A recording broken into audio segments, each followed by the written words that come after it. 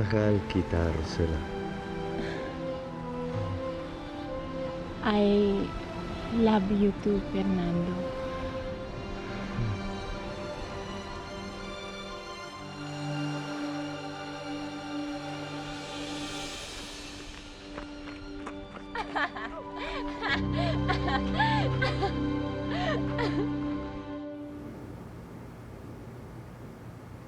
Ah, Letty.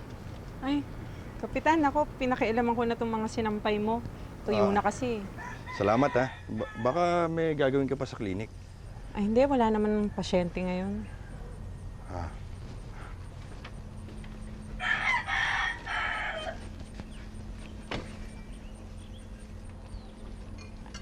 Ano yung nahanap nyo? Yung pang-ahit. Mag-ahit sana ako eh. Ah. Dito ko lang nilagay yun eh. Tinabi ko kasi kakalawangin dyan eh.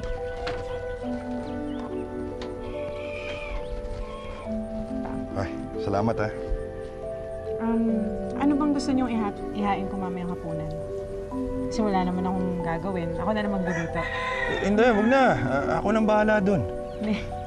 Konti na lang naman to eh. O sige. Ikaw nang bahala. Mag-aahit lang ako ha. Sandali. Sige.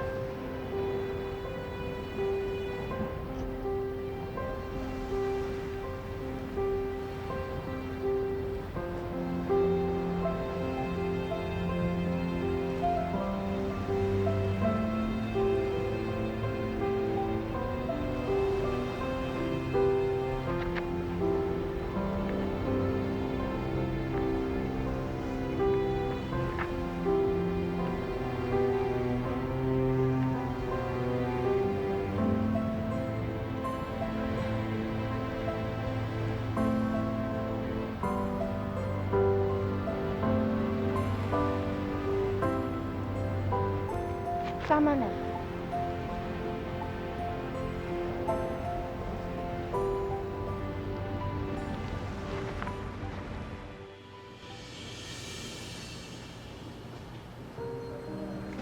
Carol, dadalaw ba uli dito si Rosella? Ay, wala po kami na pag-usapan. Bakit ho? Wala, naitanong ko lang. Saan ba nakatira yung batang yun?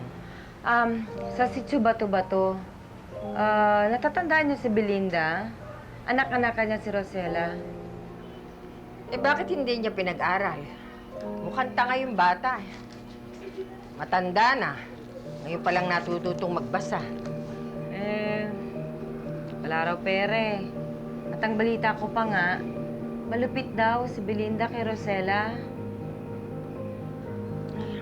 Kawawa nga.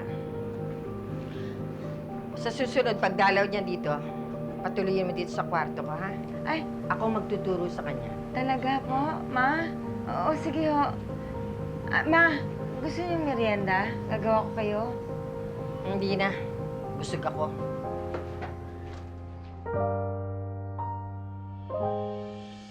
Rosella, I know I promised you that I'm not going to kiss you again, but I want to be honest with you. I don't think that is normal because when people love each other, they kiss each other, they hug each other, they make love. That is normal. You understand what I'm saying?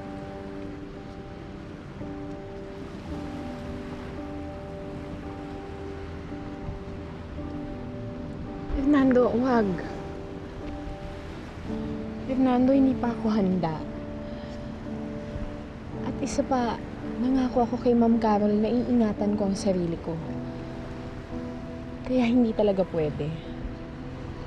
Sana naiintindihan mo. Okay, I think you are not going to change your mind, but I respect you.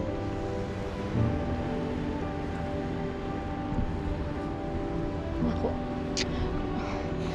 Ang lalim na naman ng Ingles mo, hindi na naman kita maintindihan. Buti pa umuwi na lang tayo. Baka mamaya hinahanap pa ako ng Inay Belinda. Halika na. Halika na.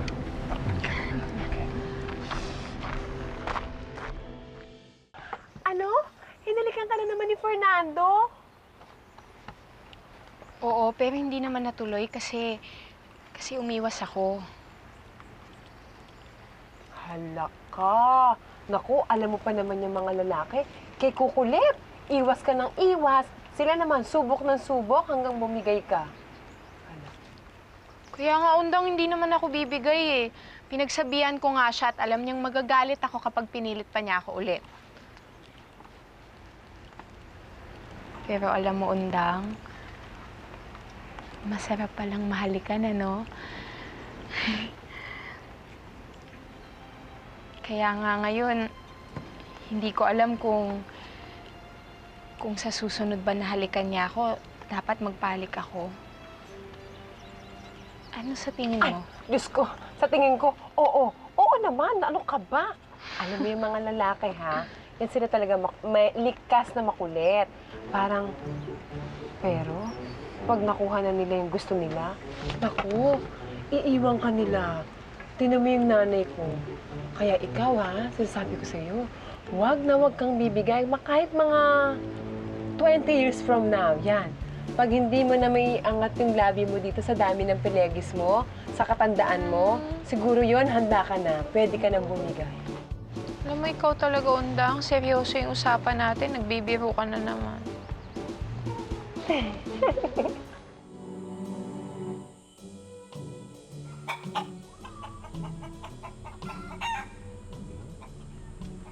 Oh, Rosella? Sorry to disappoint you, Fernando. Ah, Colette. Hey, that's good. You still remember my name. Cool. Colette, I want to tell you something about Rosella and me. You know... Don't bother about that. Somebody told me that you and Rosella are together already. She's your girlfriend. Yeah, exactly. Oh, So... you know what? That's okay. Maybe just some girls are really, really lucky. Plain lucky. But, you know, too bad for little old me. You know, but how's your new girl? Does she kiss better than I do? Colette, you are drunk, completely drunk, so better you go home, so you relax, you go to bed and you sleep a little bit. It's better that so... Shh. Fernando, I don't want to go home yet. I want to be with my boy. I want to feel him again. I want to... Kiss me. No,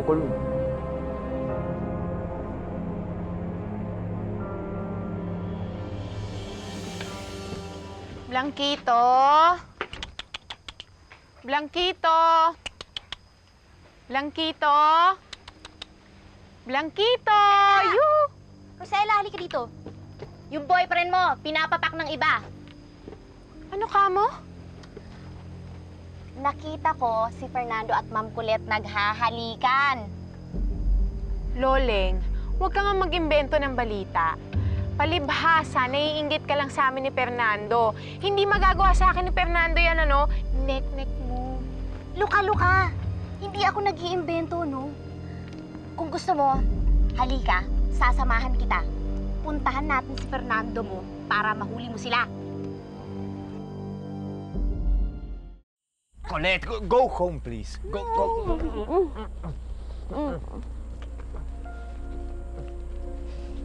Kita mo na, eh di tama ako.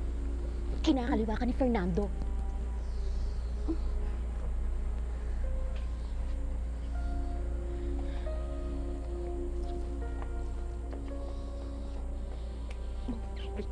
Colette, go home, I tell you, go home. Go home because you are drunk. Please, go home.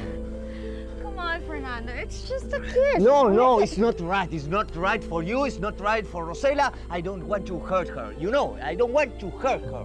So go home. You are drunk. Please. Kung ayaw mo, Eh? wag mo! What? Bakla! Go home, please. Go home. I don't know why I could collect. You see? You see? You are completely drunk. That happened to you because you are drunk. Well, I'm going to try to help you, please. I'm going to accompany you home.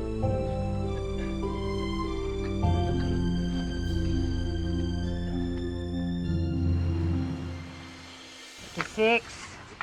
47, 48, 49, 50. Yan, 50,000 yan. Kompleto yan na walang bawas, walang kulang. Naku, Lily. Ang bait-bait mo talaga. Ang swerte-swerte ko. Naging kaibigan kita. Salamat ulit, ha? Pwede ba wag mo akong bulahin? Uy, pero teka, usapang matino. Hindi usapang laseng, ha? Matino ka ngayon, ha? Pwede ba, yung kikitain mo dyan, huwag mong gagastusin sa sugal o kaya sa alak. Hindi. Ipang ninegosyo ko talaga ito. Sigurado ka? Mm-mm. Uy, parang gusto mo magpa-manicure, pedicure. Mura lang singil ko, 100 pesos lang. Huli ka na. Pambihira ka naman. Pera mo, sa'yo nang galing, pag-iinteresan mo pa. Pipot naman to, 100 lang, tinipid pa ako. Alis na ako. Uy, ayaw mo talaga magpa-manicure, pedicure? Chip, 90 na lang!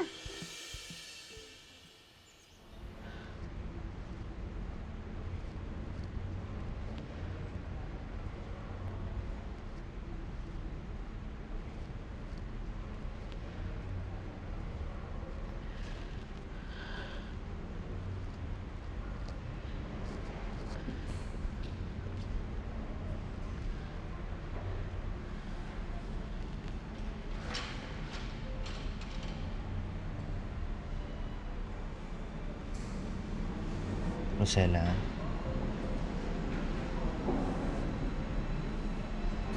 Rosella, ba't ka umiiyak?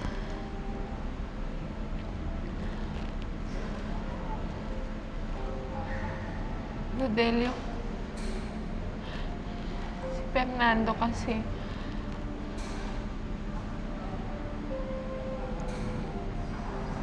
Bakit? Ano si Fernando? Nakita ko sila ni Ma'am Colette na naghahalikan. Rodelio, niloloko ako ni Fernando.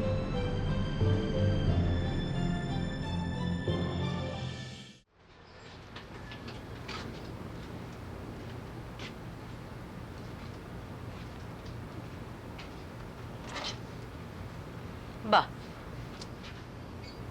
Ano ba yan? Ang dami-dami naman yan. Eh, Nay, pampaputi ho lahat ng yan. Aba, ang dami. Anak naman, baka masobrahan ka. Masyado kang maging maputi, hindi na kita makita. Nay, alam niyo, ang dami-dami niyo rin kasi sinasabi, kaya yata hindi tumatalab to eh. Talagang hindi tatalab yan. Kahit ano pang kuskus ang gawin mo. Oy, Lourdes, ikaw ay mag-isip-isip, ha?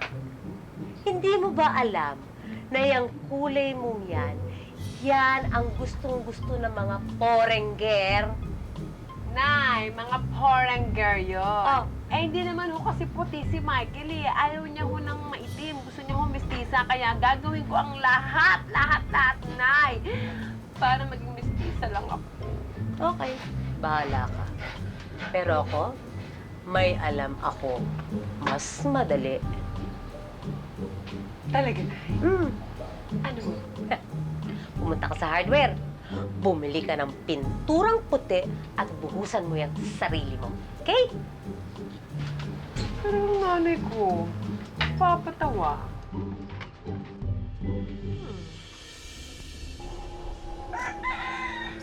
Fernando! Fernando! Mang Moises, pwede na si Fernando. Fernando? Nakita ko kasama ni Naberto ah. Eh, mauna na ako.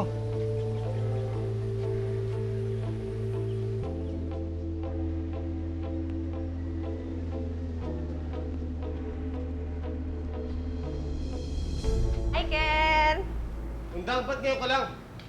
Kapag pa kita hinihintay eh. Ha? Bakit? Bakit mo ako inintay? May babalita ako sa'yo. Tumawag ang doktor ko sa Maynila. May mga donor daw sa mga mata ko. Talaga? Ibig sabihin, makakakita ka na! Oo, so as makakita na ako ulit. Alam mo ba kung bakit ako excited? Bakit? Kasi makikita na kita. Makikita ko na kung gaano kaganda ka. Oo, siyempre.